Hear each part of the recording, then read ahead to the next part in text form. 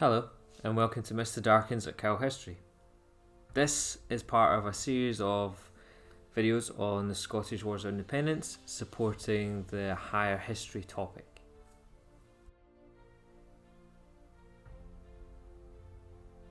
Part 2, the achievements of Alexander III. This lesson will explore how pupils approach one of the 4 questions in a higher history Scottish topic paper. We will look at the how fully question, applying it to what we learned in the first video about the achievements of Alexander III during his golden reign. So what were the achievements of Alexander III? An excellent way to recap what we learned in the last video would be usually to turn to the delightful Neil Oliver and his excellent series The History of Scotland, in particular his episode Hammer of the Scots.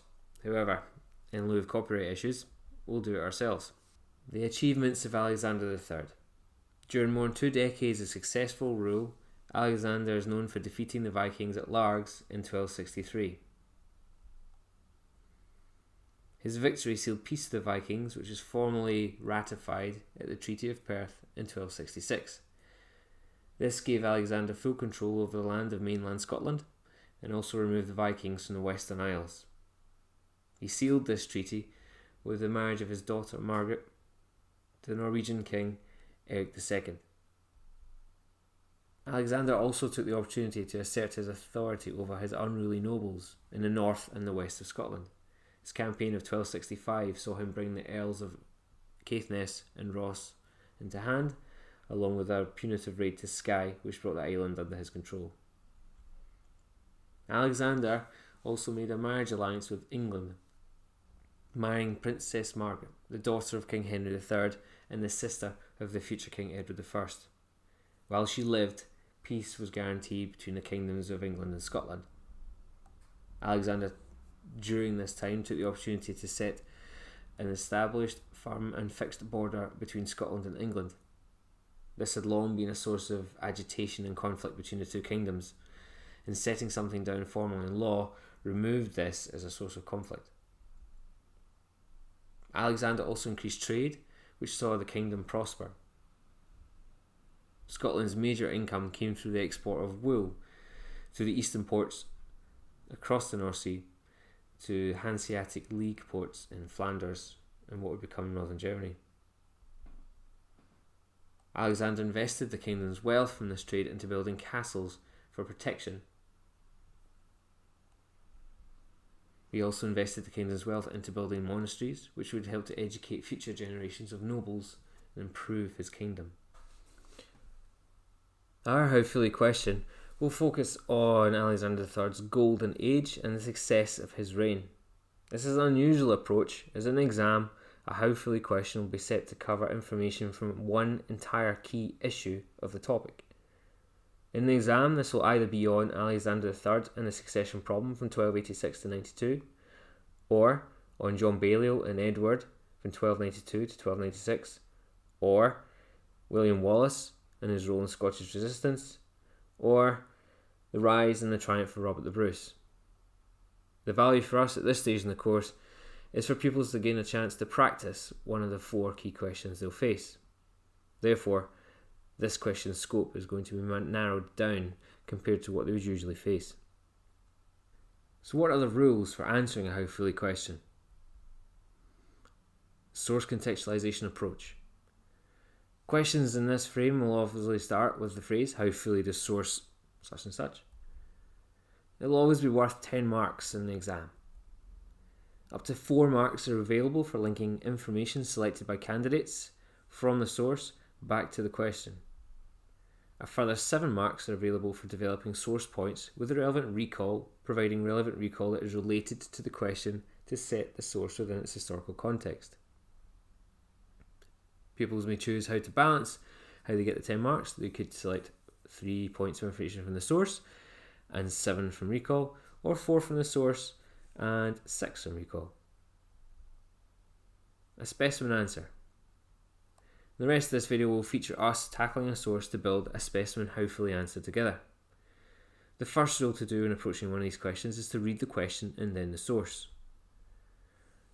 Using the words of the question, start your answer by making your judgment on the source. For example, source A partly describes the reasons why Alexander III's reign of Scotland has been called its Golden Age. This is key to students in their answers. If you do not make a judgment, the maximum mark you may get for your answer will be 2 out of 10. Next, pupils should make 4 points from the source. For each one, either paraphrase or quote the source and then explain the significance of your point, relating it back to the question. Next, students should include up to 7 points of relevant recall. Be careful to explain the significance of each point made and then relate it back to the question. The best practice to take is to adopt a new paragraph for each point that is made. Firstly, selecting relevant points from the source. Best thing to do is to read the question first, then the source, highlighting the points you're going to take as you go through.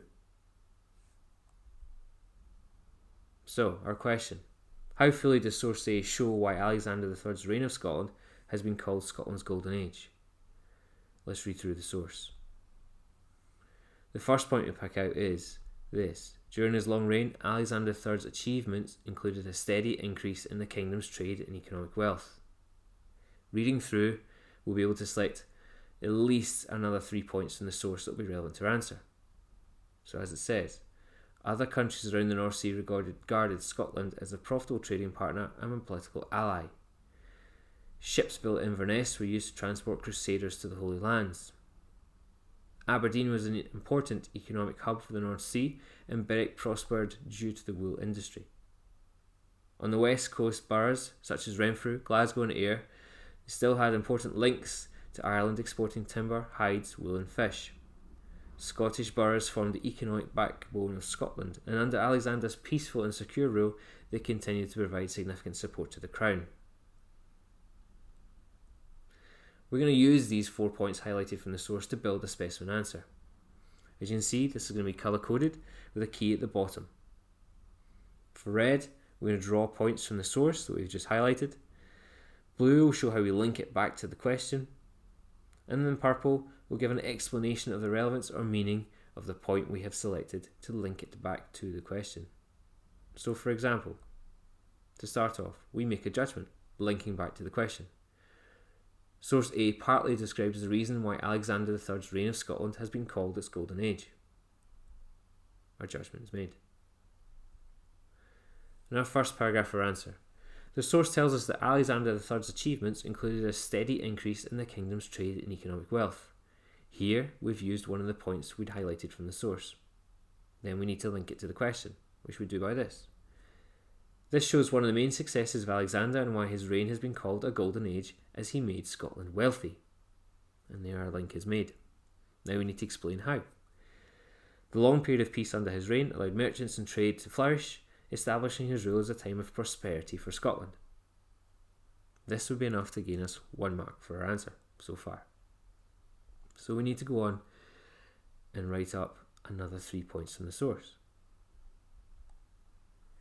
Our second point would be like this, once again using information we previously highlighted from the source. The source also tells us that the ships built at Inverness were used to transport crusaders to the Holy Lands. Point made. Now to link to the question. This is an example of one of the trades building prosperity for Scotland to make Alexander III's reign a golden age, and then to explain its relevance. Not only would the shipbuilders be bringing in money and jobs to the Inverness area, they'd be providing the transport for Scots to make their mark internationally by taking part in the Crusades.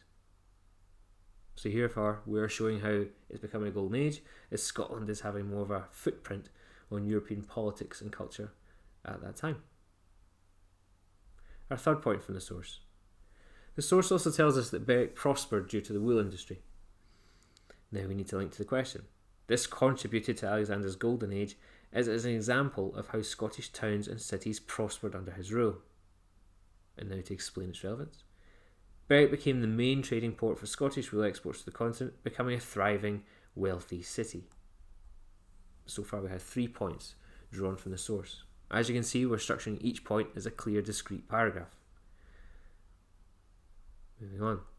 Our final point taken from the source. The source also tells us that the Scottish burghs formed the economic backbone of Scotland, and under Alexander's peaceful and secure rule, they continued to provide significant support to the crown.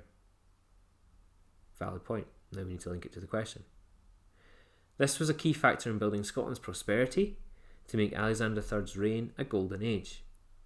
And then to explain the relevance, the taxes raised in the burghs of Western Scotland paid for Alexander's building projects across the kingdom, helping Scotland to develop and to prosper. Now, so far, we have taken 4 points from the source, we have explained their meaning and linked them back to the question. If you're writing this out as an answer, this would probably take you just about a page or so of A4. For the next part of the answer, we need to link back to doing our recall. And we go on like this. However, the source fails to give us all the reasons why Alexander III's reign has been called Scotland's Golden Age. Now, this is a backup judgment in case we had neglected to write partly at the start of our answer. The source fails to tell us that Alexander invested his profits into building new castles to defend Scotland. Valid point made. Now we need to link to the question. This helped to define his reign as a golden age. So I'm using one of the key phrases of the question as a signature to show that we're linking back. Now we give the relevance of our point. It says he was a forward-looking king who invested wisely whilst times were peaceful and prosperous to protect the kingdom against the threat of future Viking attacks upon its coastline. And this is our 5th mark, the first one for a recall. This would be us halfway through our 10-mark answer. Complete the rest of your answer to the 10-mark how fully question by yourself, using information drawn from our previous video and from a recap at the start of this video. Continue your answer following the pattern we've established so far, and to be a success, your specimen answer should contain 10 short paragraphs in length. This has been Mr. Darkins for Cal History. If you liked today's video, hit like and click the subscribe button. Our next video is going to explore the death of Alexander III and its immediate consequences for the kingdom. Thanks for listening.